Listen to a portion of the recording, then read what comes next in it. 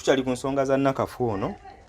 Abantu abayita ku makaga faga YouTube channel ya Good Talent Management, GUD Space Talent Space Management. Mwongedde okubanga ate mulaba emboozi yenge bakwatako. N'abalamuli ku TikTok yaffe, that is Good Talent. Mutukonye kwa omukyala ali mbitundu awo ebbanda, in fact muwala Zahara Flowers ebbanda awo ng'ove nabisunsa nga odde Kampala awo batunda ebimuli oba ku mukono oguva e Kampala nga tonatuuka nabisunsa one bondi empya opposite ya omukyala ono atunda bimuli awo. Yankonyako kasimu nangamba Sonko yangu mbeka akatini kennina nkakuwe awo katwalire Nakafu tulabe nti ate azaala bulungi muwala munnaffe ba mukyala munnaffe.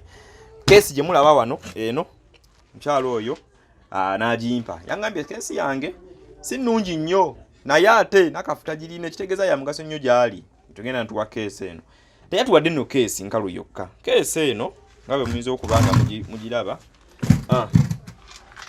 yataddemu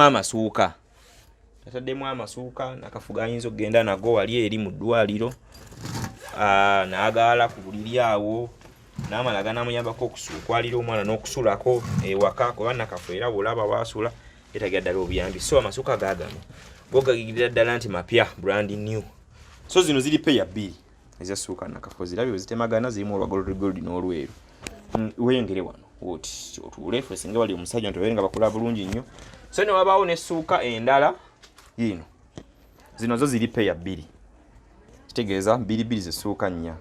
Waliwo neno nayo yangambe nayo basuuka nayo yino eri. So yabikutte nabiteeka mu keesi eno. Omukyalo oyo bamuyita ye Zahara. Abantu bamu bane tebaagala balaga mu kamera agamba nze nyambye, that's why abamu njogera linnya limu nyambye si bya kamera togireeta, that's why abamu tusobodde tuuka wano nabo n'abalala bangi abaweereza akasente tujja genda nga tubanjula mpola. Nakafu obirabye? Mbirabye. Nozogeza kulaba nga artist ofuna kusanyu somehow. Nagamba gwe kiririza mu Katonda kijja kuggwa insha Allah. Ndi musalamu gwagamba oli muloko n'ekyo manya kijja kuggwa my dear sister. Okay, Zahara mwebazeeko ali no kumpi awo. Neyanze ke Zahara.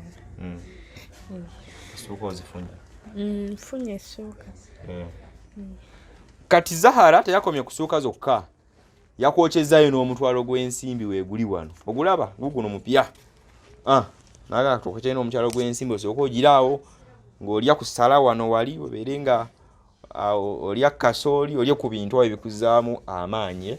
So ngambye tekyemisana badde tunaba kukifuna leero. So Zahara ekyemisana kino kyakikoze kino kyakikuwadde. Okitegedde bulungi.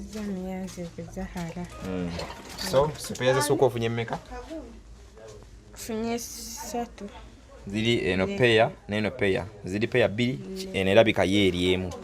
So ne keesi mogeno twala ebintu byo nga tugenda wali eri mu kuzaala kitegedde mukwano yongera kusaba oteekemu essaala abantu bakulowoozaako bannaye Nakafu akyetaagira ddala okwongera okumukwatizaako twagala paka tuzaale omwana ono omwana akisabiza emyezi ng'ebiri 3 Nakafu afune ka bizinesi abeere nga addamu okukola tumute tugende ku muntu omulala nankubadde tulina era abantu baffe abalabe tugenda tukola ki tugenda tuyambako. Chris the Crown yabeere mabega wa kamera twebazanya abantu baffe batulabira yonna gye mutulabira Saudi, Dubai, America. Waliwo abantu abali America ngenda bayisaamu nga tumentioninga amannya gammwe muzeeyi wange muzeeyi Emi weebali nnyo ne ttiimu abantu be batusindikidde abateddeko ka mobile money. So mwongere okubeera nga ate muyamba omuntu wa bulijjo. Nze Sonko Muhammad. Assalamu alaikum wa rahmatullahi wa barakatuh.